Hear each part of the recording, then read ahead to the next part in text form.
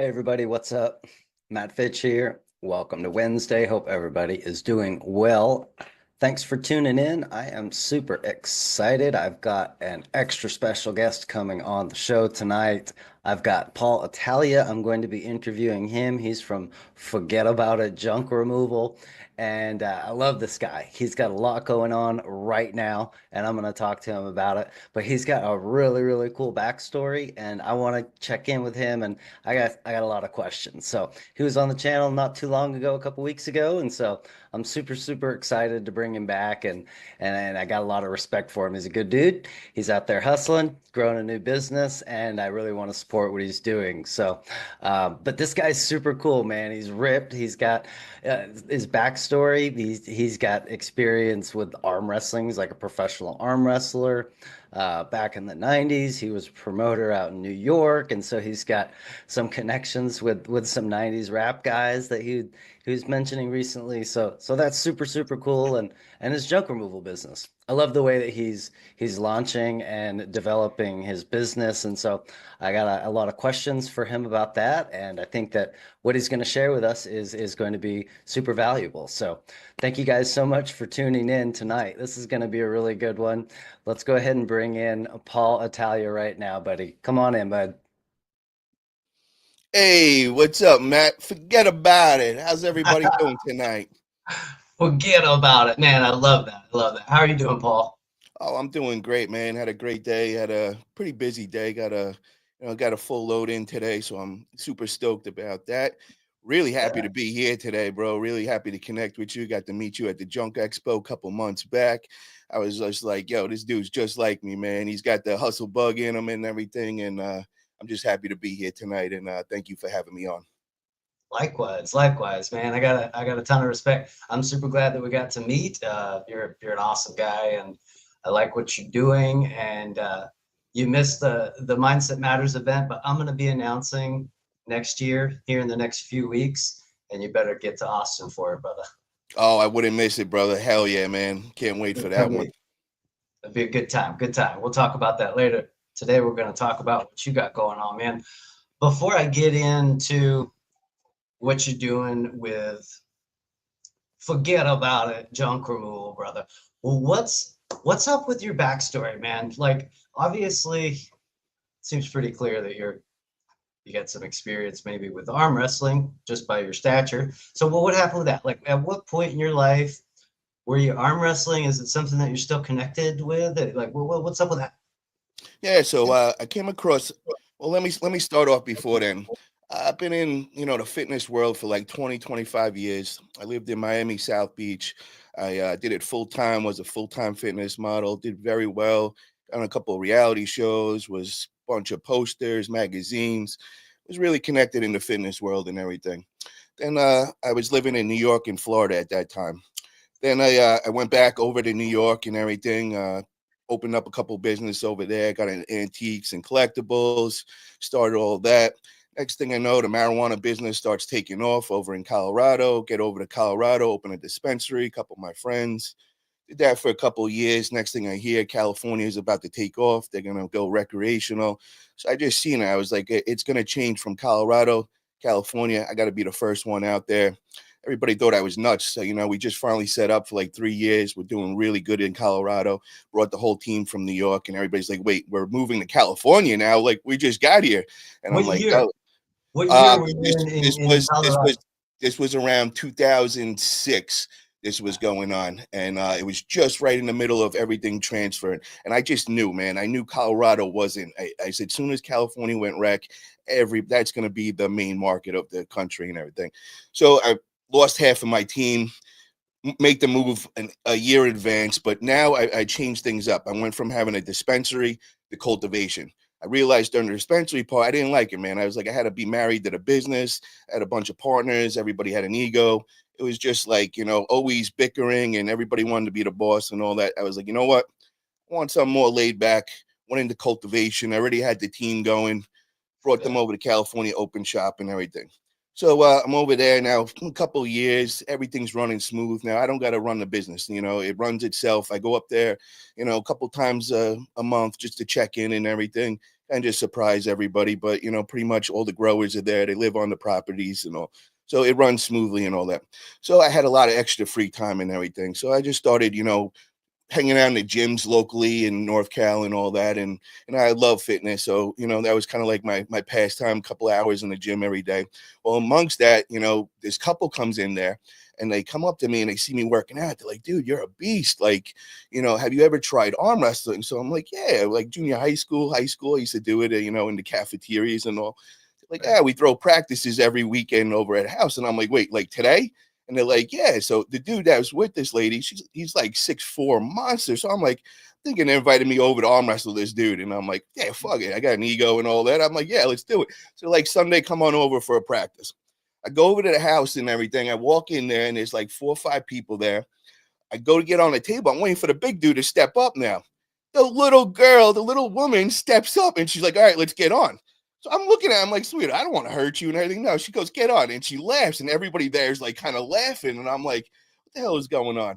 I get on the table. This little 120-pound, 5 foot nothing, just boom, right by me. I'm just like, yo, what the hell did you just do to me? Like, my ego is just beat down. I can't do nothing. I'm all jacked. I live in the gym and I'm like, this little tiny girl is like destroying me. So before I leave, now my ego is like down to nothing. Before I leave, she tells me her name and her husband, and she goes, look us up when you get some free time. So I got to admit, I didn't want to know these people after this, right after, for like a week. So one night I'm laying in bed and I'm like, I remember the name she said. I'm like, let me go look it up. Next thing I look it up, they're like famous world arm wrestlers. She's been arm wrestling 30 years, is a famous Canadian champion that's never lost. So now my ego feels a little better. I'm like, oh, yeah, she's a superstar. I wasn't supposed to be there and everything. So We could lose to her. that's it. So next week I end up going back over there and I start learning. Now I'm on a mission. I got to beat this lady and everything. She was like in her 50s or whatever. So it took me a couple of weeks. Yeah, her name is Nancy Locke. For anybody that doesn't know, her name is Nancy Locke. Look her up. You'll know what I'm talking about. But anyway, so it took me a couple of weeks. I figured out how to beat her. And well, I got this bug and now I'm obsessed. And anybody that knows me, when I get into something and I really like it, it comes like obsession, like passion. So now I'm like, now I want to come the best and everything. Well, I'm in there for like a month. All the top arm wrestlers all over the world start hitting me up. Now I'm looking on the reality shows and I'm watching and I'm starting to get to know the celebrities in the world. Next thing I know, they're all in my messengers hitting me up and they're saying, yo, we want to connect with you. And like the top dog is Travis Bajan. This guy is like the superstar of arm wrestling. He's, all the reality shows. His son is actually the Chicago Bears quarterback, Tyson Bajan.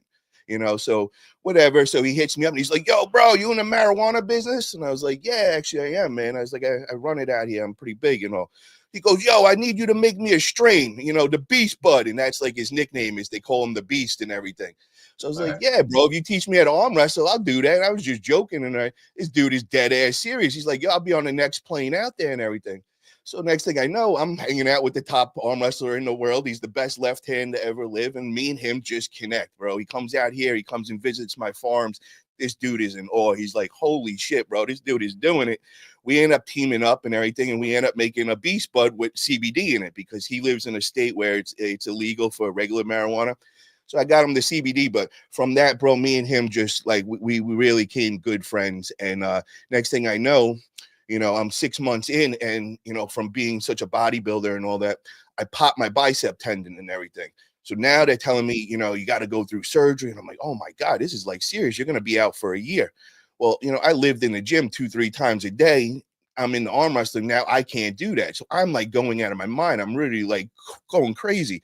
So he hits me up and he's like, yo, bro, he's like, he felt real bad.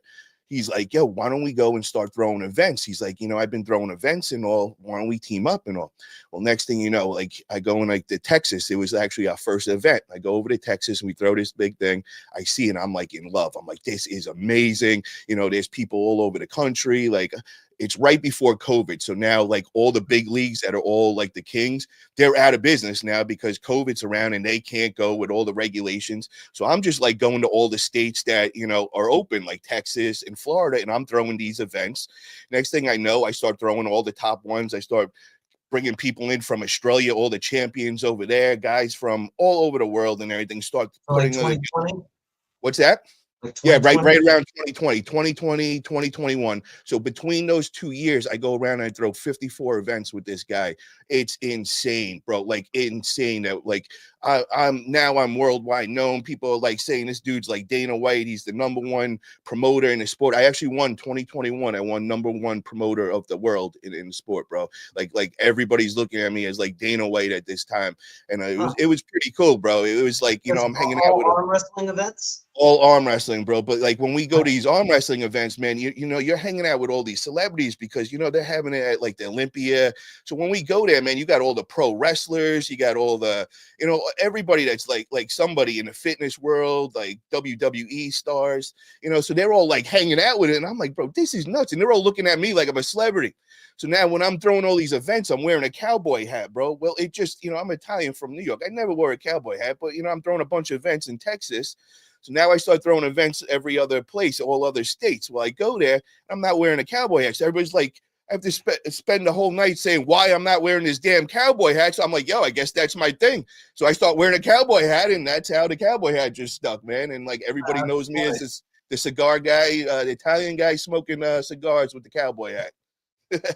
That's funny, man. You know what I get from that is the power of like relationship building. Man, you never know who you're gonna run into, man. You friggin', you show up randomly, get invited to this party, get your ass whooped by some 50-year-old chick who's at 120 pounds, and Yep. end up fucking hosting 54 events.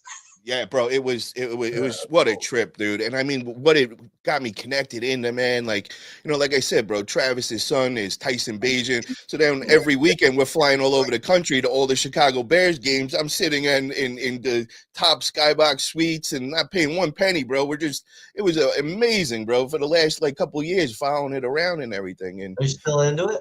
oh yeah, man. Well, so this is what I did, man.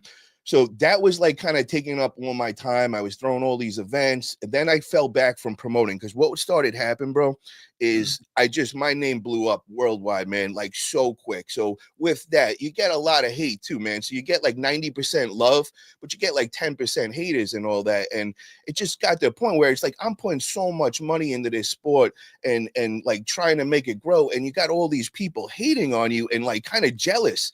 So I just was like, dude, this is like my hobby. This is like what I get away from, from stress. And now it's coming stressful and all that. So I said, you know what, guys, I'm going to fall back from promoting. And at that time, COVID was just ending. And now one of the guys over in Turkey, he started like this mega league, and he hit me up first and asked me if I wanted to partner up with him. And at that time, I just said, listen, bro, I said, I got too much on my plate right now. Like I'll help whatever I could help, but I don't want to make this like a full-time thing and all that. So I kind of backed out, and then I came the arm wrestler. And then I started doing all this training, and I started my YouTube channel, and I started showing people the transition from a fitness guy to a pro arm wrestler. And I started going into all the amateur tournaments, and I just started destroying everybody because I went and started traveling all over the country, and I trained with all the best guys. And literally, bro, like you can't, like, these are the best people in the world. It's like training with Michael Jordan, bro. And I just secretly went into training for like a year, and then I just went on this tour and went and destroyed all the amateur and semi-pro classes, got my pro card. And when I got my pro card, that was last year. And then that's when I said, you know what, I want to try doing something else. I want to use my time in more productive, not as like a hobby. And that's when I got into junk removal. And I seen, for me to be successful and everything, I got to put my full focus, like 100% of my time. I got a couple other businesses, that actually run themselves. But, whenever I do go into something, I go 100% and I focus and dedicate on that. So right now, my priority in life is setting this up, seeing if I could possibly make this into like a franchise. I don't know, so to say franchise, but if I can open up in where I live, I got places in New York, Florida, and California. I would like to have a junk removal business in each one of those places. You know what I mean? That's what my goal is, and that's what I'm focusing on right now. I fucking love that, man. I wanted to talk to you about starting the business, because I think maybe 6 months ago you were talking about starting a business, and I was like, oh cool, this guy's getting into it, and then like a couple months later you were still talking about starting a business. You hadn't started it yet. Like, so many people jump into it, whether they're desperate, they just have to get started, or they're impatient. But like, I can tell, like, you're very calculated about what you did. You're like, one day you showed up with a badass branded shirt. It's like, all right, he's getting his brand in, he's getting his message out. A couple months later, you got a truck.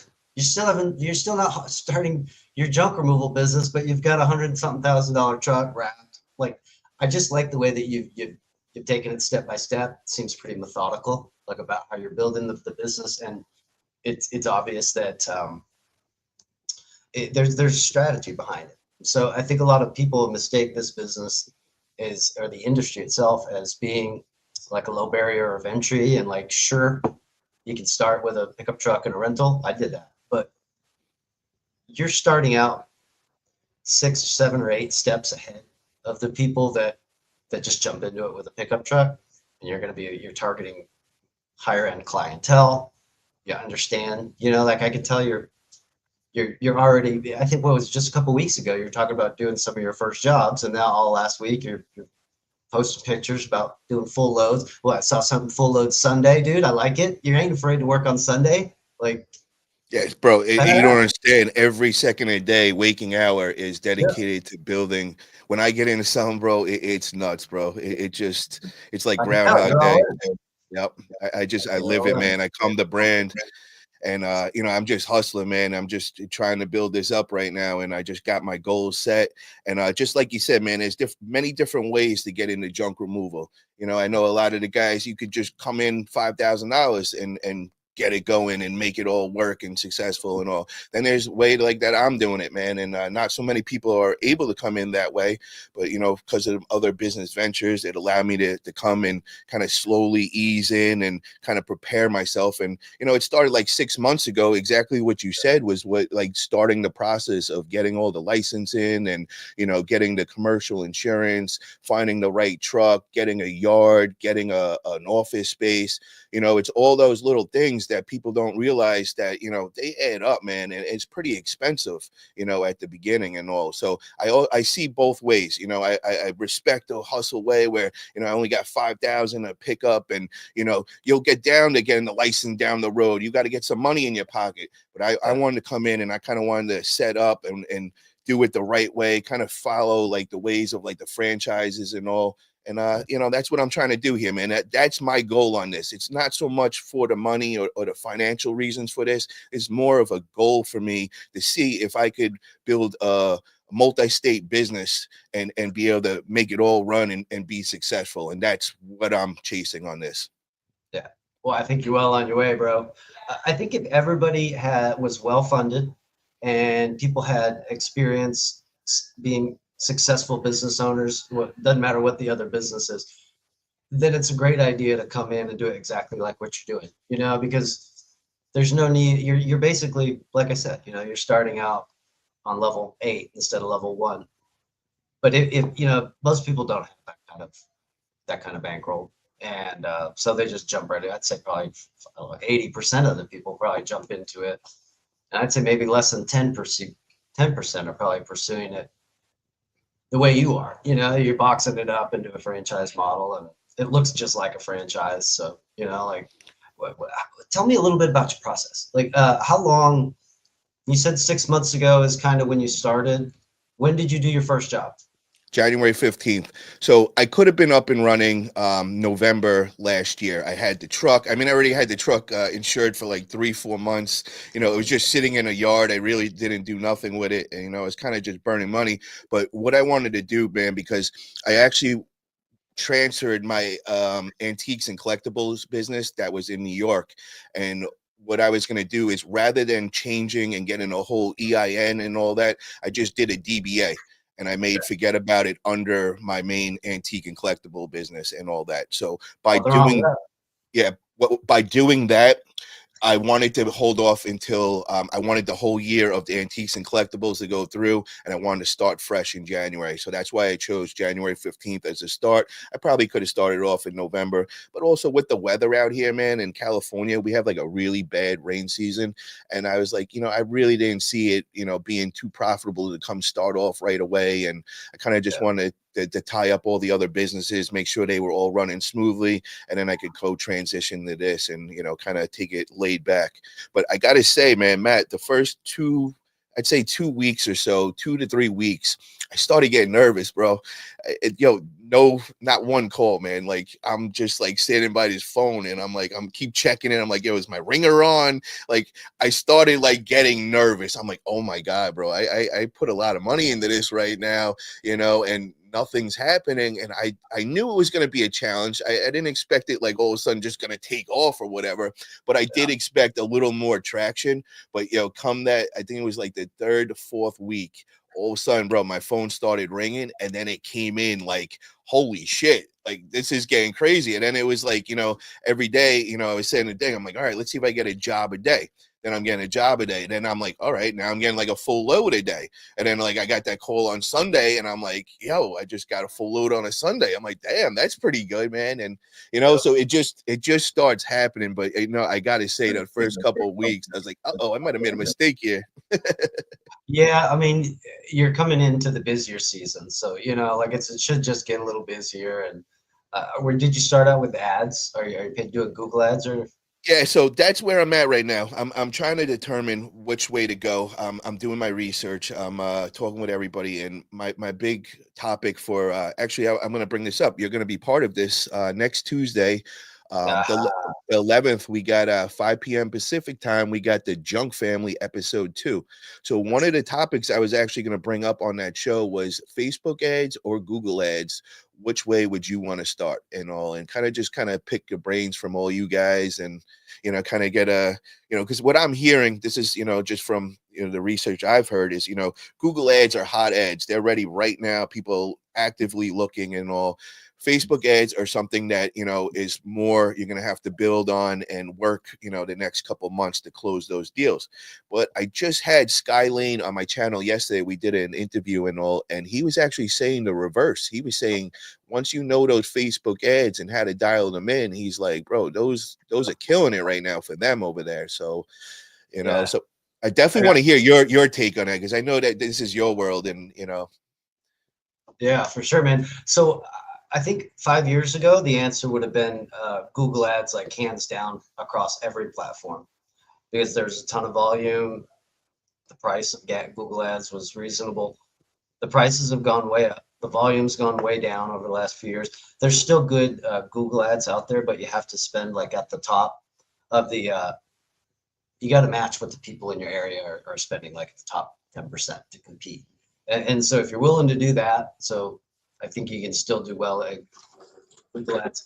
But bro, I was talking to a guy yesterday, and he showed me his Instagram ads, and he's getting 20x ROI on his Instagram ads. And so he's got professionally create professional videos. He'll go out in the community. It's just like you and your partner. Are you married, or is that your girlfriend that we see with you sometimes?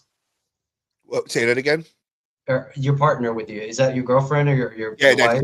that's my girl. Probably same thing, wife, girlfriend. Cool. Yeah, we're almost there. It's kind of like y'all, like similar. They're just a couple that runs around and doing a lot. So they'll get out there, they'll do some professional videos.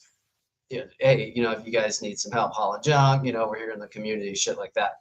And then they'll create the Instagram ads, and then they'll set up the automations so that like as soon as someone responds, it automatically says like, are you here for content or do you need junk removal services?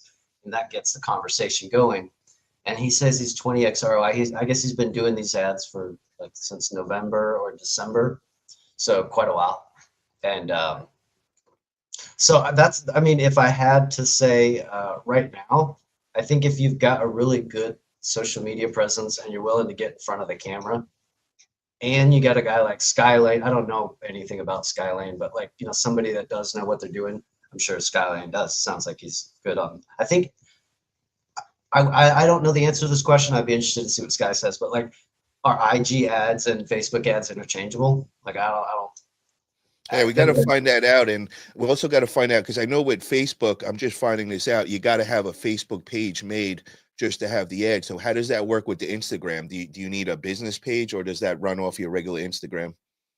I bet you do need to have an Instagram. It's not hard to have a business page. You just click like the professional mode, and it convert Yeah, to no, them. it's not hard at all. It's just, They can do if you that. don't have it established already, you kind of got to build that up as well, and I didn't know that until, last week, and I kept trying to set it up on my regular Forget About It Facebook, and it wasn't telling me that was a problem. It just kept saying there was a problem with the payment error and all, and I was like trying to figure it out for like a week, and then when I posted it up, everybody was like, "Oh, you got to have a Facebook page. That's why it's not going through with the payment and all." So there's little details you got to figure out and all that, and like I'm definitely gonna bring that up as one of the topics next Tuesday, and I encourage anybody that's got any questions or anything that they want to bring up for like the masses, because we're gonna have the who's who. We got Matt Fitch gonna be on there. We got Sonoma Strong, Matt and JoJo coming, Kevin Hess, who I know is in the chat right now, Andrew Thompson, so Denise Sparks, Bean Burgos. So it's going to be a stacked crew, and so much experience in there, and it's definitely a great place to throw some good questions around. I'm looking forward to that, man. Next Tuesday, the 11th. Hell Junk yeah. Family. The first one was awesome. We got episode 2 coming up. Dude, before next Tuesday, though, tomorrow, Kevin Hess is leading it's going to be a new weekly training series. It's going to be Thursday nights, 8 p.m. Eastern. And he's doing just a different topic every week. And so he's going to be in my group, the Junk Removal Business Leaders Discussion Group on Facebook. Wow. Okay. So I gotta talk with Isaac, because I know I'm supposed to go on Isaac's channel tomorrow. I believe it's at 5 p.m. So we're gonna get that changed so that it's not at the same time. Yeah, we'll work that out. I'll talk with Isaac right after this, and we'll make it that we could do both of them and all.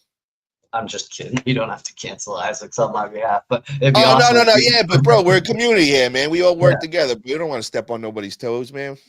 Yeah, dude, Kevin's the man, bro. He really knows his shit. So he's gonna be doing that on a weekly basis. Speaking of Kevin, get over to Amazon, get you Leading with Purpose by Kevin Hess, man. Hell yeah. And he's got the new one, Learning with Grit, that Matt's got over there, that I got to actually catch up and get on to that one. But I'm going to actually Tuesday, we're going to be doing a giveaway on the channel. And I got 12 books left, and they're all autographed by Kevin. So we're going to give a bunch of those away on Tuesday on the Junk Family. So definitely come in and awesome. get a book. Heck yeah, man. Good deal. Yeah. I saw Kevin a couple weeks ago. He was at my event, and so he's a real good dude. Yo, so who won, bro? I gotta ask you this: who won the trailer Olympics, the backing it in and all that? I seen it didn't look, it went too well for Andrew, and I thought he was saying he was gonna beat everybody before that. Yeah, no, Andrew didn't win. John Stromberg, Happy Holler, he won the whole thing, man. Showed up like a freaking boss. Nice, man. Did they let you enter? Because I know you were saying you were gonna beat everybody if they let you in, but Andrew didn't want you to join.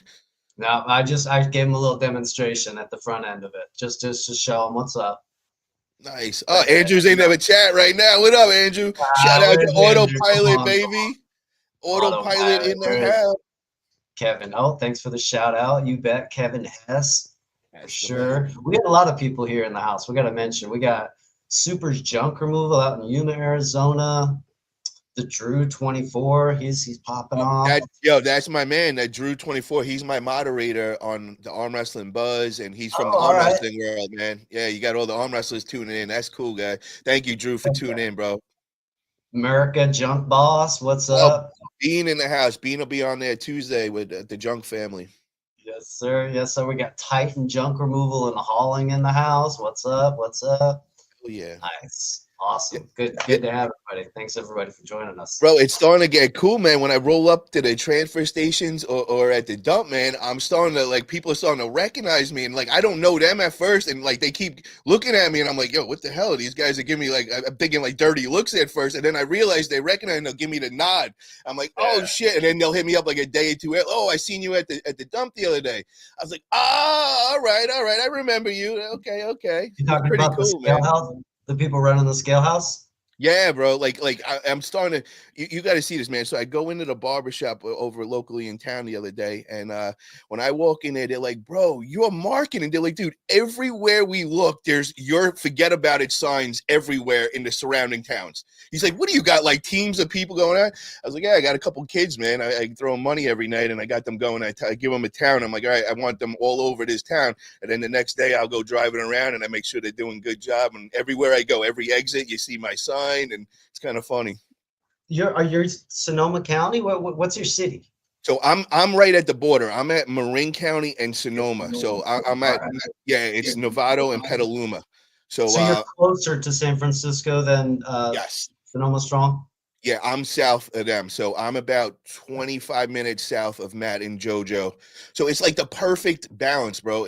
I'm just far enough away that like we really don't like compete with each other with business with Sonoma Strong, which you don't want to compete with Sonoma Strong. They're like the king and queen of like the whole country and everything. That's not who you want to fuck with.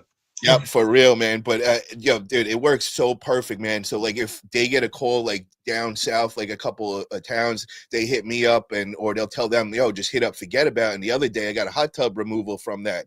I was like, holy shit, that was cool, man. Like Matt and them sent it my way. I think they were actually in Texas with you at that time and all. Hmm. But anything comes up north by them, man, I'm gonna do the same and return the favor, bro, and just be like, and we can work together like that. So I like it, man. It's a nice setup, and I gotta say, bro, they are so supportive, man. I don't know too many other people that a new hauler comes into the area that's making a lot of noise, bro. They help me out. They're teaching me how to do everything. Like they are just great overall people all together, man. Everybody knows that, but it's got to be said again. Yeah, man, those guys are not only pioneers, but they're leaders in the industry. I got so much fucking respect for them. Like the way that they run their business together as a couple is awesome. They're the reason they don't fear anybody is because they know that I mean, you know what I mean? Like they're the top dogs, and so they got nothing to worry about. And the more they give it out, the bigger they get. You know what I mean? Like it. So I I don't think that I don't think they're going to be changing what they're doing anytime soon. Yeah, and bro, there's so much junk in this world, man, and it's never gonna stop coming. It's just you don't gotta compete with each other. It don't gotta be like a cutthroat. Because I know a lot of people do get like that. I see the drama online in the groups with the different areas, and everybody's got their chest out, and it's like, yo, guy, bro, there's plenty of junk out there. We can all live here, man, and make a nice living and all. Yeah, we got to shout out No Limit Holland in the house, Mr. Yay in the house. I talked to him after the show. What up, my man? Love that energy he brings. Yo, he popping on the Junk Family Tuesday too, man. He's gonna be coming in there as well. Hell yeah. Is he the new guy that I saw towards the middle up front? In the updated photo that you posted for Junk Family? I saw a new guy. I saw a new guy on there. No. I think that was Todd, because I gotta check, man. I'm pretty sure that was just Todd. I don't think Mr. Yay. I think that thumbnail was already made when he got on. Cool, but man. I'm looking forward to that. Yeah, Todd Cardone is another great guy. He's I think he was on the first episode with us. You might not have recognized him, but I also was just on his podcast last week. He has a great podcast and very knowledgeable in junk industry for sure. Nice. Hey, so let's talk about how you do your junk removal, bro. Like, are you you got people booking online? Are you answering every phone call and like manually booking these jobs? School these kids on how it's done. I'm answering online. I'm really on it. I'm on top of the phone. Another little tip and trick that I found was I've been going under Marketplace and finding people that are giving away like free sofas or you know what they're trying to do. They're just trying not to pay the junk their sofa. And you look at somebody's sofa and you're like, that ain't selling, bro. Like, nobody's even picking that up for free. You know what they're trying to. So I would just I send a little message and everything, and I'd be like, we're a local family-owned junk removal company that just opened up or in the area. For some reason, if you can't get rid of that recliner or whatever, feel free to hit us up, or if you have any other items. So when I did that, I sent it out about like 20 people the first one. So I had one dude answer, but he's like, bro, I'm trying to give this away. Why would I pay somebody to come and take it? So then he waits like 5 minutes and he goes, but yo, that's a genius marketing idea. I like that you're doing that. I was like, all right, he recognized the hustle in that, man. I don't think you should stop doing that. Honestly, you should find like a virtual assistant, one of these freelancers, and pay him fucking $20 a day to send 100 of those. Bro, I love the idea of that because one of the coolest finds that I got on a junk job was a $17,000 electronic digital Yamaha piano, like some shit that, you know, like someone would put in a concert hall. And the way I got it was these people were moving from Austin to California, and leading up to their move, she was trying to sell it online. At this time, I don't even know if Facebook Marketplace was the thing, but she was on Craigslist trying to sell this thing for like 12 grand. She didn't sell it. The day for her to move came. Her entire house was empty. All there was is just this beautiful, big, nice house with like this fucking piano sitting there in it, you know. And so she finds me, and I don't remember if I talked to her on the phone or messaged. I think I messaged her because I remember I had photos, and I remember I worked the deal out for $400. And she's like, I've been trying to sell this thing, you know, for weeks. You know, it's worth X amount of dollar. You know, I paid 17.5 for it, however many years ago. You know, and I looked it up. I was like, holy shit! All right, this is sweet. And but I was busy. Like I had every single day at that time was busy, and so I couldn't just justify going to pick it up for free, no matter what it was. So I agreed to $400. She was cool with it because it was last minute and we were available. She could, at this point, she couldn't even give it away because she didn't have time. And so not only did I got a $400 deal that was, you know, pretty easy. I ended up, you know, with this friggin' $15,000 piano. I ended up giving it to my brother-in-law for a housewarming gift, and so it's like still in the family. But all those people that think we're fucking stupid for asking them if they want us to come and pick it up, wait a week or two. There's going to be a percentage of them that come around, you know what I mean? And like eventually, some of them, they're going to run into the same situation. I like it, dude. Is that something that you do consistently? Yeah, I grabbed 2 jobs so far with that. I probably put out like 50, 60 messages with that, but that's definitely one of the things that I found. I'm like, okay, this is a nice little move here. Yeah. I've been really what I'm focusing right now, man, is my plan was like the first 6 months kind of growing organically, you know, and kind of listening to Sonoma Strong and kind of following their blueprint and, you know, just coming to brand, you know. Right now I'm not a good representative, but, you know, right before I came in here, I was all branded up with my logos on and everything. And I actually just jumped in the shower. That's why I threw on all the clothes. But everywhere I go, bro, is an opportunity to meet and network and tell people about my business. And that's what I'm good at. So all day, you know, if I don't have jobs for the day, bro, me and the girl are just driving around town in the truck, you know, and just running errands. But just from doing that, we're being seen. It's like, you know, it's like a logo going around, a billboard. Exactly, bro. And it's just it's building the brand right now. And I'm relentless with it. And so that's kind of where I'm starting off. Then after that 6 month period, because what also is happening is I'm learning how to price. I'm learning how to do these jobs. I've never did anything like this, bro. I've never did manual labor my whole life. Like when people found out that I was opening this junk removal job, everybody was like, all right, it's weird that you're doing this. I don't know why you're doing this. It seemed like you got all the money in the world. I don't get it. But then to see the videos of me on the truck actually do it, now these people are incomplete. They're like, wait, what? Bro, you're out on a truck right now shoveling garbage? Like, why are you doing this? Did you lose all your money? Or like, what is going on here? This is the greatest fucking job in the world, man.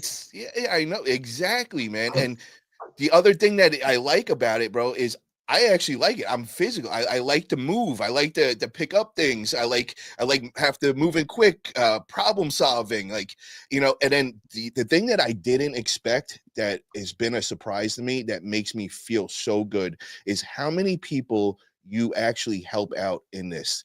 It's when you clear out somebody's house, even like their garage, you could just see it's like 20, 30 years of stuff of just like anxiety that these people are stuck holding. And just after emptying out that garage, and like now they could see the bottom of their garage, to watch their face and how it affected them. I didn't expect that, bro. And it really feels good, man. And you know, another thing was the other day we helped out this lady, and you know, that was actually my Sunday job. She called at like 3 p.m. And she's like, I need this done. Like, I need somebody to come out right now. And it was pretty far. And I'm like, I was trying to set it up for Monday, but I'm like, I just felt it. I'm like, there's something behind this. Like, she felt like, sound like kind of like frantic. And I was like, all right. I turn around my girl. I'm like, let's go do this. Let's go help this lady out. We go rolling up there, and a bunch of stuff is in the driveway, and it's really big house, really nice house and everything. And I see she's out there with her 2 kids, and she looks distraught. Real young lady. She's probably like in her 30s and all. And get out, and she's just ready to start crying. We're like, you okay? Everything. She's like, my ex, he just, came over. He destroyed all the kids' toys. He beat the shit out of me. All this, and we were just like, oh my God, like I can't even believe this. And you could just see it must have just happened and everything. So I was like, yo. I turn around to my girl. I'm like, we're gonna help her out. We're gonna give her a major discount. Let's, you know what I mean? Like, I was like, we're just gonna pack out this truck and get as much of these problems out of your way and everything. So we go and do that. We clear it out. So the next day and everything, she was so appreciative and everything. She's like, can you guys come back? She's like, I got more stuff and all that. I really could. So I'm like, all right, let's do this. So before we go over there, I was like, yo, how can we brighten her day and all that? And I was like, let's go to the pizza places, like this famous pizza place in the area. Let's go get her a pie and a bottle of soda and everything for her and her kids. And let's just surprise her with it and everything. So that's what we did. When we came there, we come out with this pizza pie. And I'm not kidding. She literally just started bawling, crying, and her and my girl just hugged each other, embraced. And she's like, I can't believe that you guys went and did this. She's like, you are like angels. You have helped me so much. And she was so appreciative. And it was just the most amazing feeling leaving that job, knowing that we made her day a little better. And, just to have that one smile on her face that, she's been going through so much. So that was so heartwarming to me and my girl. And it was something I never knew I was going to come across getting into this and all. And it just, like things like that. Awesome. That's one of the most awesome parts about it that you don't expect is finding purpose picking up trash. You're like, well, how are you going to find purpose? And it's the relationships.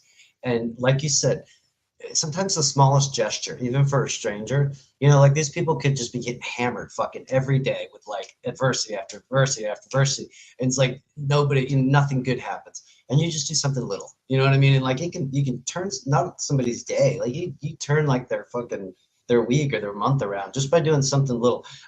What made me think of you made me think of something though, bringing her a food gift. Do that for the people at the scale house. Dude, check in next time at the scale house and be like, hey, what do you guys like? You like sandwiches, pizzas? I'm gonna Uber Eats everyone here lunch on Friday. Dude, bro, like do that with like your top vendors, the people that you work with on a regular basis, and you're gonna be treated like a king. It's friggin' awesome. So I like that's a good tip right there, man. I like that one, man. Yeah. So you guys listening, that's a good one, man. Wherever like you go to a transfer station or you go to a dump or anything, just when you're having small talk, just throw it out there and try finding out and be sneaky with it so you could really surprise them and everything and find out what they like and all. And then just come in that day, maybe like a pizza pie or something, and you're brightening their day. It's a win-win for everybody. That's what I love about it. They're gonna remember you, and when shit hits the fan, maybe your driver is showing up a year from now and he lost the company card. They're gonna let him through because they know that, you know what I mean? Like, all right, man, Paul's gonna pay, like if he's good to go, like let him through, and so like it's little things like that make a difference. And you covered a lot in your last little spiel, so I'm gonna get through this. I like the fact that you talked about doing organic first. I think that's one of the most important things. You're doing ads because it drives it's a way to acquire customers. It's not the most profitable way to acquire customers, but it's good because you need customers now to start the business, get the wheel rolling. But building an organic first philosophy, like that kind of a strategy, super important, because if all you do is ads and you don't actually grow like get yourself a footprint in the community, and you don't actually grow like a book of people that are referring you and these relationships with vendors, social media presence. If you don't do all that, then one day shit's going to hit the fan and your one lead source ads is going to fall and your business is going to get exposed for the the house of cards that it is, right? You know, like you could grow something pretty quick with ads, but if you don't do the foundational stuff for organic growth in the beginning, not only is it could you get screwed over in the long run because you want to have multiple lead sources, not just one. If you have that organic platform, it allows us to convert better. You know what I mean? Because if somebody new finds us online or on social media and they're looking at a brand new company with not much of a presence, you might close the deal. But if someone finds you online and is like, holy shit, this guy is active every day. Oh, wow, look, he's partners with this nonprofit agency in the community. I love that agency. Brand recognition, you know, for a brand bigger than yours. You know, all of these little things will add up to higher conversions. You know what I mean? So like, And when I say build the foundation, what I also mean, what to me, what that means is you're literally building your brand.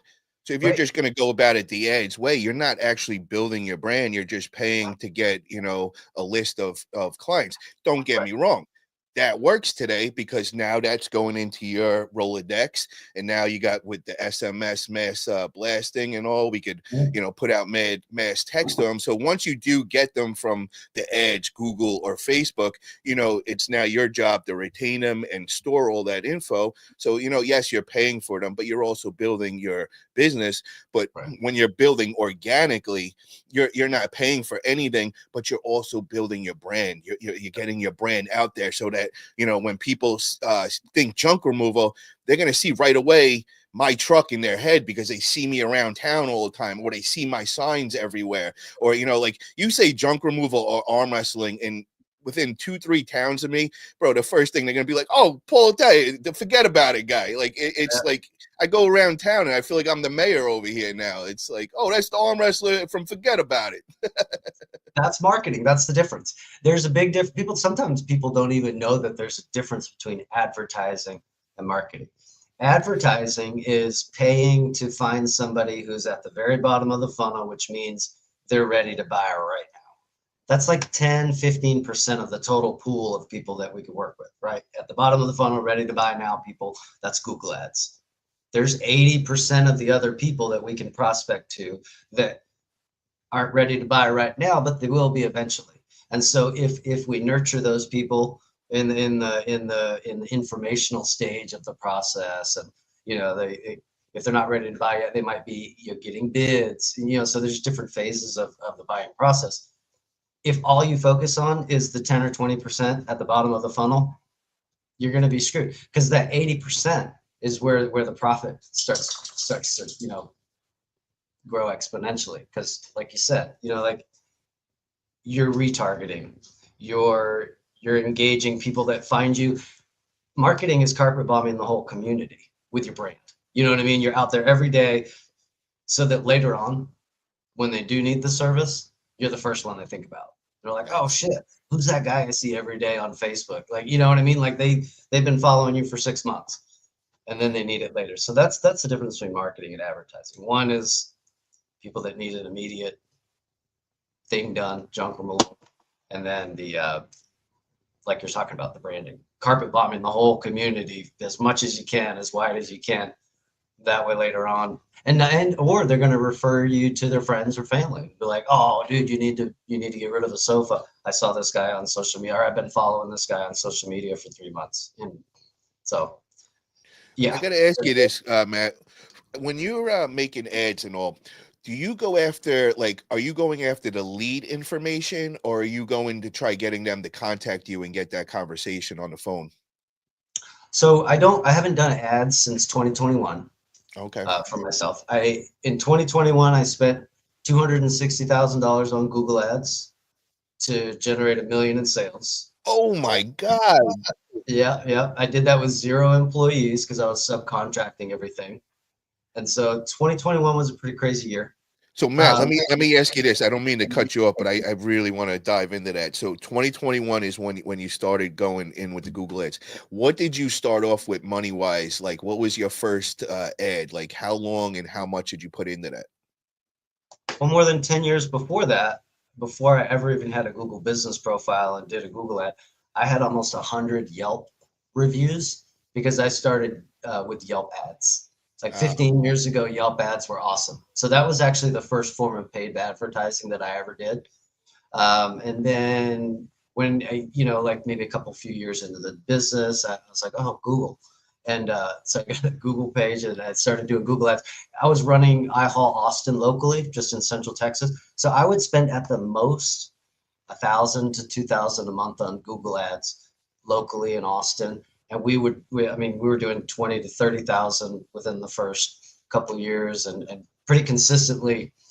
You could spend 1 to 2,000 a month and pretty consistently generate like 20 to 30 in new business. And so that's what I was doing locally. I got up to where we were doing maybe 40 to 50 on an average monthly sales.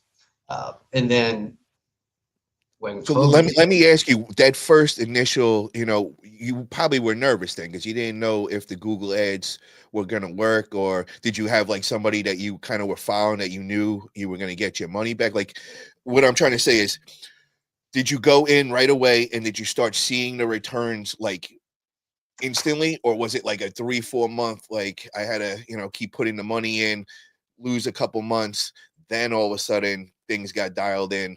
Now I start making the returns. So when I first started Google ads, like I said, it was on a relatively smaller scale.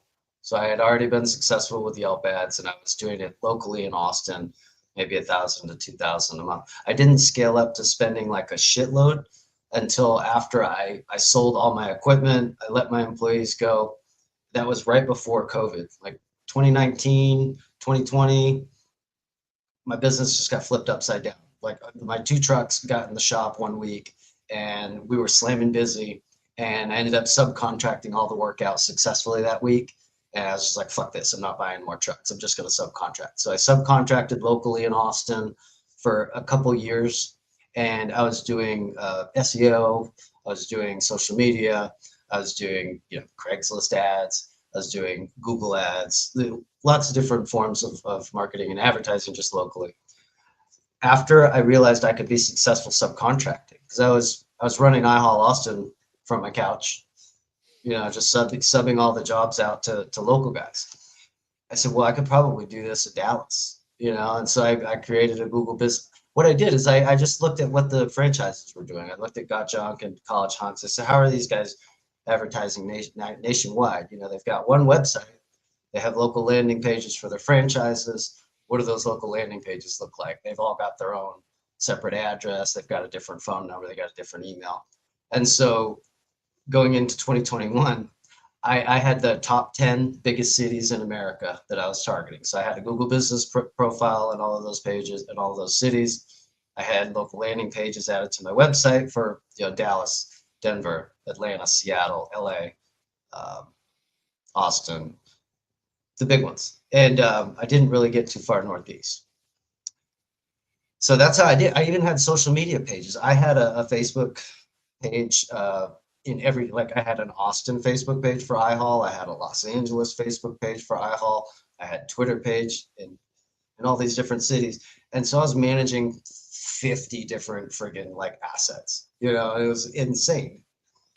Let me ask you this. The only thing I don't understand is like how you work it with the subcontracting is how do you prevent losing those clients? So, say you send over Joe to go do the job. Okay. You're subcontracting in Houston. So Joe goes and handles the job. Now Joe talks with the client, gets their phone number and all that. Like now it goes into his Rolodex, right? Is that how it all works? So like, how do you now like moving? If Joe wants to be crooked and Joe wants to steal from me, I'm gonna find Joe out, because everything goes in a pattern. And when Joe steps out of line and starts doing stupid shit like you just talked about, yeah. Joe gets found out. And then we give Joe a boot. And then we don't deal with Joe anymore. I had bad employees locally in Austin. I had employees locally in Austin that wrecked trucks. I had employees in Austin that didn't give the best customer service. I had employees that became my competitors after they worked for me for a little while. So all the problems you're talking about with subcontractors can happen the same with employees. The way that I found good subcontractors is by having a very large, visible, transparent presence on Facebook. And so what I was doing to attract good subcontractors, first I started on Craigslist, and that was bad. That's where you find crackheads.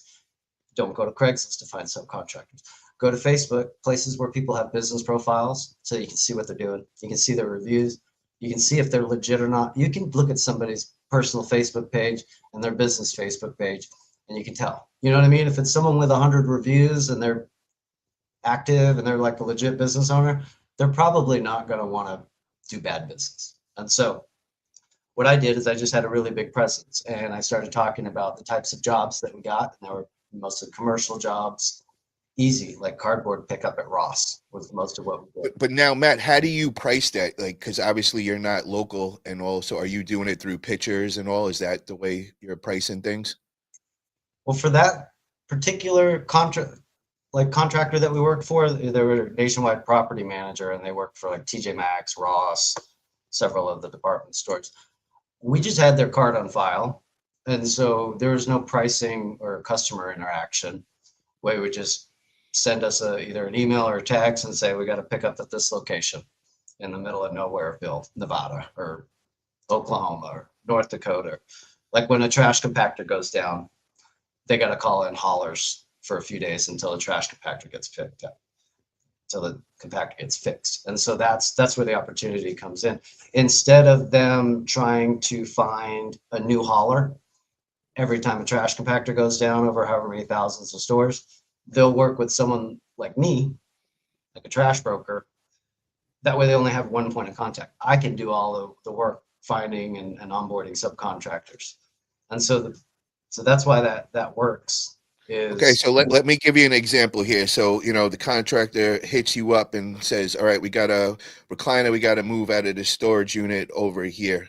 Can you work it? Now, what would you say to him price wise? Like, just give me like a number, and then I want to figure out how much of the percentage do you keep out of everything? The subcontractor prices it in person if it's one of those deals. So if it's just like a standard junk job, like what you're thinking, someone new comes in online, books a job, I'd have a handful of haulers in every location. So I'd have 5 haulers in Austin, 5 haulers in LA. So a new job comes in, everyone gets a text message, just like Uber. And then the first one to accept it gets the job. And they know that they're getting 60% of whatever they charge the customer. So they show up as I haul junk, say, hey, we're here for the pickup. Show me the junk. We'll give you the price and we'll get it done. And so they do that. They have access to the app. So I onboard the subcontractor. I was using Workies at the time. So I would onboard them as a subcontractor. So they get all the job information and they can do the payments in the field. And so if they pull up to the job and they're like, I need 600 on this, then they're going to charge the client 1,000. And the way that it works like that is because you have to work with people that are 1 or 2 levels below you. You know what I mean? Like if you're 10 years into the business, the level of clientele that you're attracting and your pricing is probably near the top.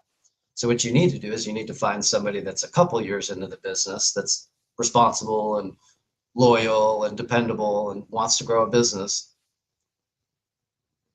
but they're 600 on your 1,000. Like they're charging 500 a load. They get to show up and charge 600. You know what I mean? Like they're getting 600 on your jobs. You're turning around the customer's paying 1,000. So that was my percentage breakdown. The haulers get 60, I'd get 40. And bro, I gotta say, man, you're just outsmarting everybody with this. I mean, you don't have to have any expenses. You don't have to have any trucks. I mean, you could work in every area, every state. I mean, that's genius. Yeah, man. Yeah, and so what I did is I just created presences in the top cities like Seattle, LA, Atlanta, Denver, Austin. Those were the big ones. And what I do is I'd spend a couple $100 a day in each area. Some days I'd make $0. Sometimes I go a few days with making $0, and I'd still be pumping out $800 to $1,000 a day. And so but then some days I'd make 24,000. We'd do 20 jobs and I'd pull in, like 20 something $1,000. And so I'd have, like 10 days a year, monster like that. Average days are, 4,000 or 5,000. And then it just added up to $1 million in sales. The problem is that I only made 15% profit And the amount of work that went in to make that money wasn't justified. I said, fuck this. Like, I can't do that. I didn't want to deal with employees. Like, my whole goal when I switched to subcontracting was I want to get this as big as I can get it without any employees. At the end of 2021, I was like, that's it. That's as big as it could go without it. Like, I'm done. I was fried. Like, I was working, because think about it. I was doing jobs on the East Coast all the way to Hawaii. And so we were doing ads too. So I'm answering live ads starting at like 5 a.m. on the East Coast. All hours nonstop. We're finishing up jobs in California. You know, the last pickup is between 6 and 8 p.m. on the arrival window. So if at 5:45 Cali time, somebody books a job, we could show up at 7:30 Cali. So I could have people like showing up at 9 o'clock my time, finishing jobs at 10 or 11. And then sometimes in Hawaii, like no shit, some jobs like 2 in the morning where they would finish up. And then like, I'm just like with my phone beside the bed, you know, like what the fuck? And so what I did after 2021 is I quit ads altogether. I said, you know, the profit margins, because this is when the price of ads was skyrocketing through COVID. And I was used to seeing like 10x ROI on my ads. And so when I only saw 4x after a whole year, I was like, dude, I broke that. I broke Google. I don't know how to do ads. Like nothing's going right. You ask anybody now, they're going to say, oh yeah, the average ROI is like 3 to 5x on Google, you know. So I was like right there where you'd want to be. But when I was comparing it to what I'd been doing for several years before, I was just like, I fucked this up, you know, and You were spoiled, man. yeah, yes. And so I was like, fuck that. So I quit ads and I went all in on SEO. And in 2022, we did a lot less sales. We did just about 600,000. So it was like 40% less sales, but I only made like $10,000 less profit.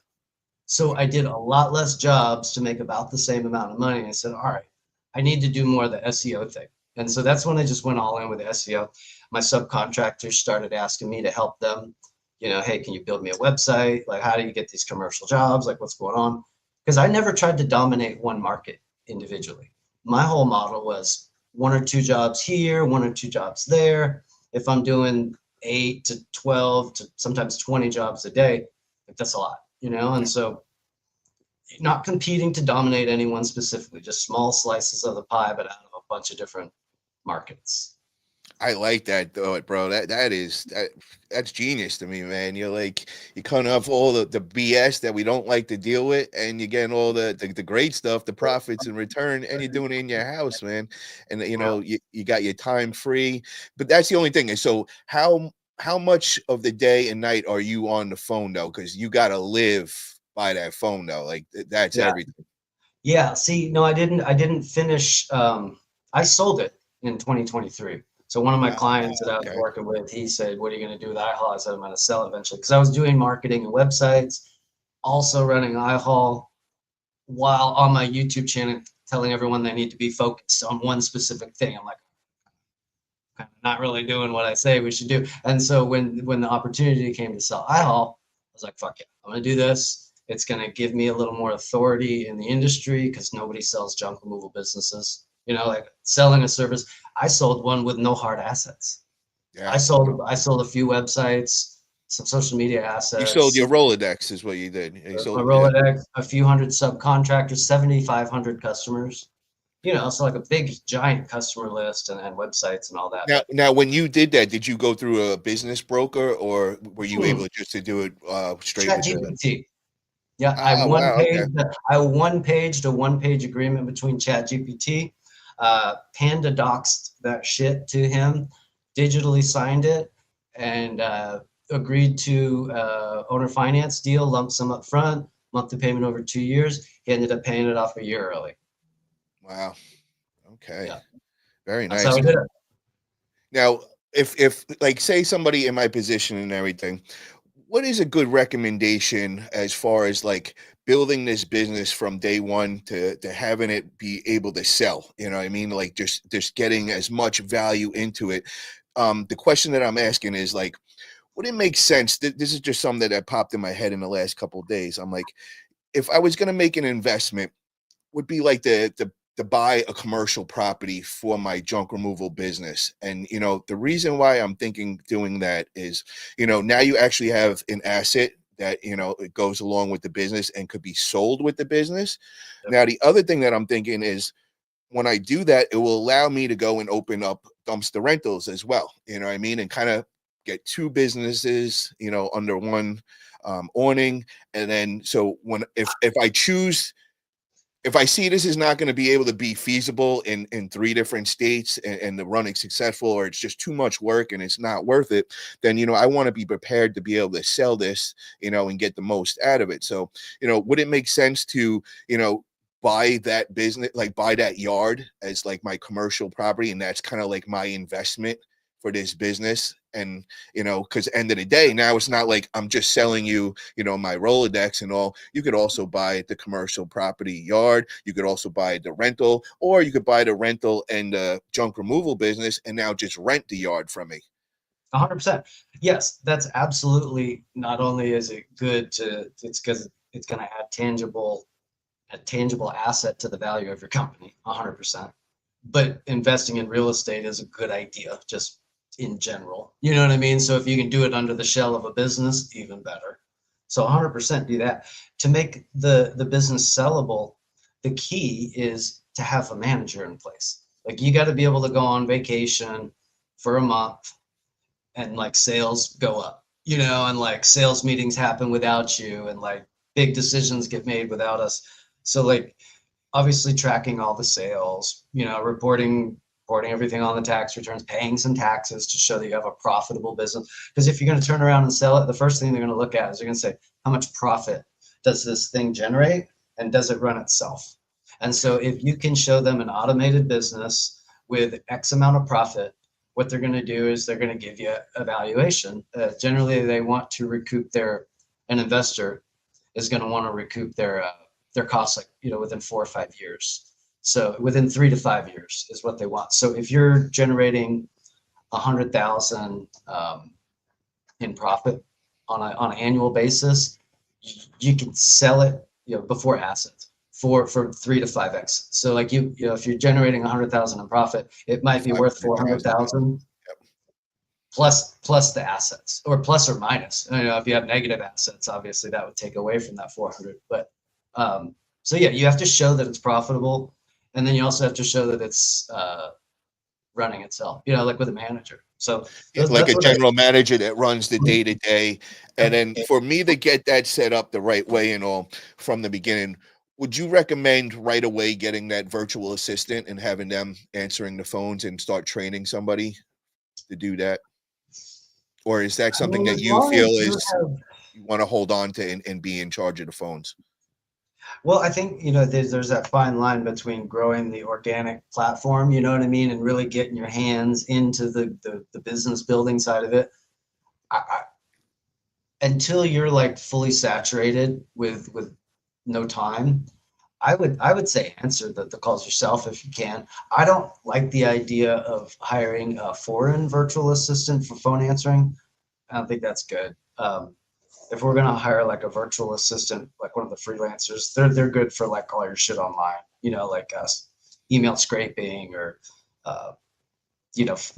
following up with the marketplace people. Like, those would be good tasks for the virtual assistant. Answering the phone, man, I might not be the best guy to answer that question, dude. That year that I did $1 million in sales, my phone was off. I had sent all the calls to an automated system that said, go to the website and book an appointment. Like, I don't want to talk to you on the phone.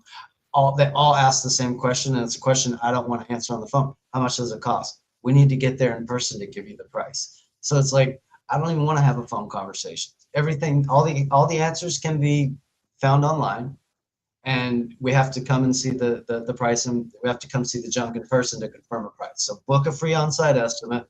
We're going to show up ready to get the job done. Just, we'll give you the price. You give us the approval. We get it done. How did you set up the automated system? Is there like a CRM that does that, or some sort of software that you could get? Yeah, I use Good Call for the last couple of years. And so it's like $59 a month, unlimited. And it's a conversational AI. And so you can train it, you can tell it your pricing, you can tell it how to respond to different questions, and it'll have full conversations with people that call in. And it can collect leads. So if somebody says, they need to speak with someone, it's going to say, all right, great. Let me have Paul give you a call. What was your name? And tell him your name. All right. And what's the best number to call you back on? Get the number. And what's your email? And so most people know they're talking to a bot. Some people actually don't, but most people do. It's pretty obvious. But it'll collect leads. And if somebody says, I need information about pricing, the AI agent can say, can I text you a link to our website? We've got info about our pricing. Or I want to book an appointment. He said, can I text you a link to our booking page so you can book your appointment online? And say, sure. And then the AI agent just sends them a text with your book, the booking link, and so you can automate a lot of it. There is a setting where if somebody says, I need to speak with an operator or live agent, or someone just starts cussing, you can automatically transfer it to your cell phone, transfer live calls. So I like that, bro. I gotta look into that. That is real smart, man. Because I'm just trying to figure out how to set this up so that eventually, I don't have to be there day to day. This way, once California is up and running, I'm out to Florida. I need somebody that's going to be taking care of that. And the other thing that I took from that is you should definitely look to get a general manager. So from the beginning, I want to start finding that one dude that's going to stand out, or woman that really stands out, and she's good at pricing, could close the jobs and sales and all that, and then start slowly progressing them and kind of taking them under the wing, and then eventually with the intent one day that they're going to be running the day-to-day operations. But my next question for you, bro, that I haven't been able to try figure out for myself is, what's the best way of paying people in this business, man? Because I'm hearing when you give them the hourly wage, it's not giving them motivation. They're slugging along, they're going real slow, and so how do you motivate them and keep everybody happy? So when I had employees, I always overpaid. So I had 20-year-old kids. I was paying them $1,000 a week base plus tips. So these guys are making like $1,200-$1,300 a week, but they were working 4 12-hour shifts in a row. So they'd work 60 hours a week, 4 days on, 3 days off. And so for a 20-year-old kid with enough energy, that works. But I burned them out within a couple of years. So I don't know if that was the best strategy. You just need to create a better opportunity than what they have. Don't pay an employee like a subcontractor. If they're in your truck and they're wearing your shirt and they're on your schedule, that's not a subcontractor. You'll get busted treating them, those guys, like a subcontractor. The short answer, I would say the best way is to use subcontractors. You know what I mean? But that's just because I was successful with that business model, and it's so much easier. Most people aren't going to sell all their trucks and just sit at home and be a marketing guy. That's essentially what you do when you become a broker, like what I was doing. And I didn't reinvent that wheel. Dude, there's other trash brokers that were doing it before me, so I'm not that genius. But if you're working with employees, man, I would, if Got Junk is paying their guys $15 an hour plus tips, then go find Got Junk's lead driver, offer him $17.50 an hour plus tips, or $20 an hour plus tips. Give them some benefits. Give them a week's paid vacation every week. Do company outings every summer. Do a monthly goal setting. If we hit X amount of sales this month, everyone gets a $500 bonus.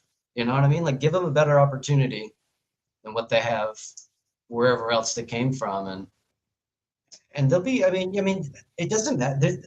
There's good people and bad people in every realm, whether we're talking about at work or at school or even in our friend circles, you know what I mean? You just gotta smell them out, man. You know what I mean? You see the guys that are good, and not everybody's gonna work out. But you just get them out. What I did, bro, for my interview, I never had an interview. What I would do is I would post the most god awful employment ad, and I would I'd go on Craigslist or Monster, like wherever the Indeed, like one of those places, and I'd post the most offensive ad. Like, this is the hardest job. This is, even if you're physically fit, there's going to be days that are harder than anything you've ever done. Some days we're waist deep in maggots. Some days we're shoveling human feces. And just be like, it's this much an hour, plus tips. You know what I mean? And don't tell them anything good about the job. Don't like talk about it being a cool job. Like, they Try can find scaring him away. And if that guy calls still, that's your guy. bro, the people that respond to that fucking ad are soldiers. And when you show them that the job's actually pretty badass, boom. You know what I mean? Like, those are the people that are probably gonna get paid more because they're leaving some shitty job coming to work for you. They're willing to work because they signed up for that bullshit. You know what I mean? And so the once a month when you are knee deep in maggots, that's a lot. Or they're an ex-murderer and just got out from 25 Yeah. years. Yeah, that's what I would do. So I'd have an ad like that on the front end, and then when they responded to it, I would invite them out on the truck for a day. I'd say, I'm going to pay you cash for one day. We've got a monster day lined up, and I bring them out on the busiest day, and I'd agree to pay them whatever, 15 an hour, plus you can split the tips with the guys, and they'd come out, and some of them would quit by 10 a.m. The guys that made it through a 15-hour day with a positive attitude, well, they're coming back tomorrow. Hell yeah. And at the end of the day, I'd have a conversation. I'd be like, "So, what'd you think?" And I just ask them honestly, and some of them would be like, "Fuck this, dude. This ain't for me." And I'd be like, "Thank you for being honest, man. Here's $250. Good job." And then other people would be like, "I love this." I'd be like, "All right, man. Well, I got a job for you." And you pay them more than what they were making. Give them as much work as you can, dude. When they see that they can make the $200 a week or more on tips, and then you take them out in the summer, when you guys hit big goals, that's how to do it. Hell yeah, I like that. We got to shout out a couple people in the chat, man. You got Carson Alexander. He says, "Hey Matt, do you see yourself hosting another event next year?" 100%, yes, Carson. We were talking about that at the beginning. I'm going to announce next year's event in the next few weeks. We're going to do it a little later in the year because it was like in the 30s when we did it a couple weeks ago, so that sucked. But we're going to make sure that it's a little warmer. So for sure, be ready, man. You guys, you're going to have over a year to plan for this thing. And oh, bro, I just want you to know, man.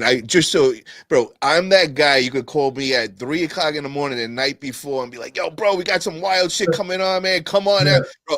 That's me, and I'll fly to Dubai, bro. Like, I'm that dude. It's just it happened to be, the first week or two of me opening my business that I've been putting off for, So I just couldn't take any more time away. But, bro, next event I will not miss it. That's my word, brother. And at any time of night, you got something good. Meet me in Vegas. We going to party tomorrow at 4:00. Yo, I'll be there, bro.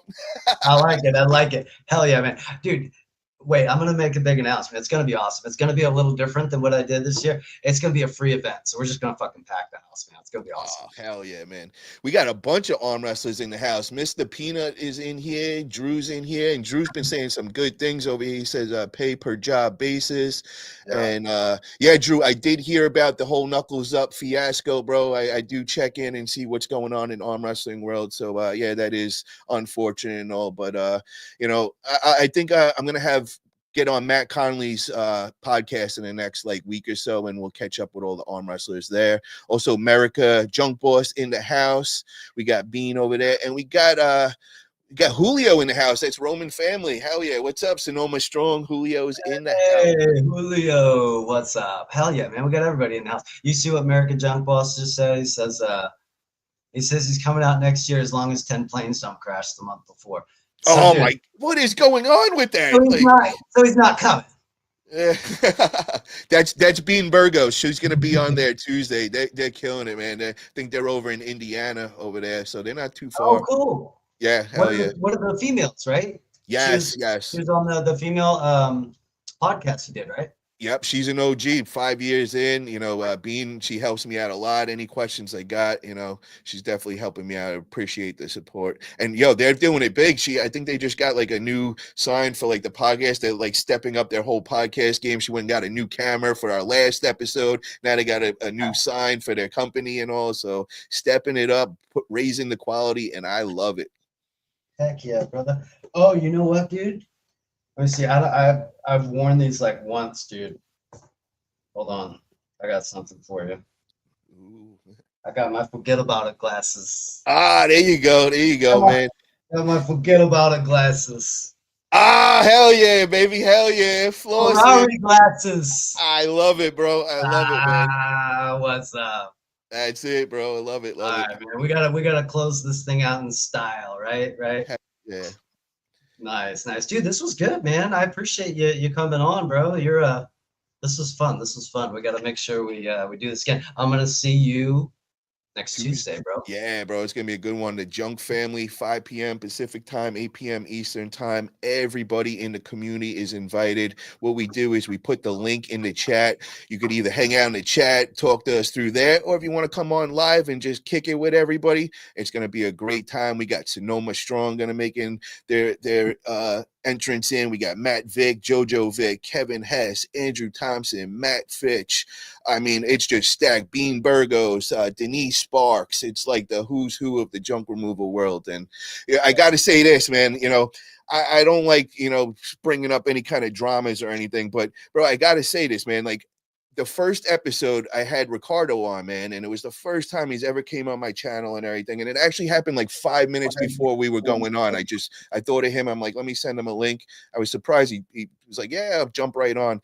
Yo, bro, everybody started hitting me up and they're like, yo, we love what you're doing with the podcast, but bro, please don't bring that dude on. Or if you do, I just don't want to come on, man. Like, I couldn't believe, I could see one or two, but bro, I'm talking like over 5 messages were given to me. And I was like, damn, bro, Ricardo, he is like the troll of the community. And I know he likes pushing buttons and everything, but oh man, dude, like I don't think I could bring him on that show, man. It's just too many people. Just they don't want to have anything to do with it. But I do want to get him on a one-on-one interview. If you're listening, Ricardo, I have nothing against you, bro. It's nothing personal. I really would love to pick your brain, man. 18 years experience. I've been watching your channel from since I got in the junk industry. I learned a lot about you. A lot of things that, you do are very questionable. And sometimes I scratch my head and I'm like, dude, he just says shit just to mess with people, bro. He knows that's not the way to do business. He just wants to get, emotions out of people. So, I respect it and all, but I just want to let everybody know he's not going to be on the Junk Family episode 2. And the reason why I'm saying this right now is because, I just wanted to get everybody to come and join this and kind of like have a positive community. And it just, a lot of people were just like turning it down because of that. So I just wanted to make it clear, you guys, we're going to keep everything positive. I'll keep them off the Junk Family. But like I said, I would love to have them on a one-on-one, and just kind of find out like what makes the man tick, bro. Because, he reminds me of like the 50 Cent of junk removal, that dude that just, starts beef with everybody and just says this crazy outlandish shit to get a reaction and all. So He does. He does. He's good. He's good at getting attention, and he likes stirring the pot. You know what I mean? So he's you either love him or hate him. I've met him a few times, and I don't have anything bad to say about him. Like when you meet him in person, he's not the kind of person that you see online, and so he's just like you said. He's just out there. I don't want to use the word troll, but you know what I mean? Like he's just trying to get attention and he doesn't care if it's good or bad. And so I appreciate what you're doing with the podcast and keeping it friendly and keeping it drama free. So I'm looking yeah, forward. because in the arm wrestling world where we come, bro, there's every day is a drama and some craziness and all that. And it's like, I don't want to get into that in this world, man. I want to just have positive stuff. Everybody make money, help each other out. If you don't like somebody, just don't talk to them. That's it. If you really don't like them, throw them in the back of your dump truck, get rid of them. I'm just kidding with that. Forget about it. Oh man. All right, Paul, dude, this was great. This was great. My wife's gonna kill me. Well, I'm missing our show. So I gotta go, brother. Hey, but before we end, I like to end asking you if you could share just one piece of advice for the new guys out there starting a junk removal business or any other business. What's the one piece of advice that they need to know that they're probably not doing right now? One piece of advice that I like to give everybody in life, man, and this is not just for junk removal, it's to be successful, man. The best thing you could do is just find your passion in life. Find something that you really, really passionate about it, and then figure out how to make that financially profitable. And that's simple as that, man. And that's what I've always did in anything I've gotten into. Once you have that passion, it's not like you're working, man. You're doing what you love. Every second you're up, you want to be working on that. So that is the best thing I could do. And that's somebody that taught me that, like, when I was back in the concert days, back in the day and all that. And I always hold that to me, and I always try, like telling everybody, that's the one piece of advice to give everybody: find the passion, make that into a successful business. I love it, man. That's maybe the best advice I've heard in a long time. Appreciate that, brother. Hell yeah, man. Well, thank you for having me on the channel, bro. I really appreciate it. And guys, if you haven't already, man, get over to Forget About It Junk Removal. Go subscribe. Got lots of great interviews with all the top dogs. Did a couple with Matt Fitch. We got Sonoma Strong on there. The who's who of junk removal is on there. And now we're going to follow my journey on the truck every day. Watch me go and figure it out, busting my ass. And then hopefully by the 6 month or like year, I get off the truck. Now I go and I transition to, just marketing and just building the business from that perspective. And then hopefully, if everything goes great, we're off to Florida to my spot down there, and we're going to go and replicate the same formula. So if you guys are interested in any of that, come over to Forget About It Junk Removal. Follow the journey. I also got another channel called Italia. That's going to be my new fitness channel. I've been doing a lot of, arm wrestling content for the last few years. I had a podcast, but now we are making a transition to fitness. We're going to focus on, for the guys that are 40 and over, and you got to, you're an entrepreneur, so you're working every day, and you got to find that time to keep nutrition part of your life, and to still want to have abs and be ripped. Well, I got the answers, and I'm going to show everybody how to do that. So get over to Paul Italia YouTube channel, and you can check it out there as well. Awesome.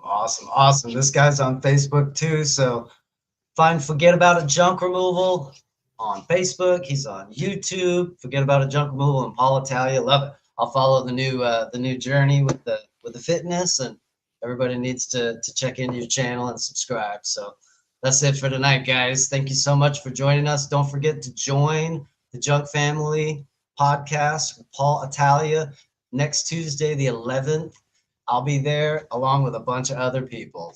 Hope y'all have a good rest of the week. Show the gun show, man. I got a license for these guns, baby. I don't have that yet. I don't have it. You got to show me, bro. You got to show me.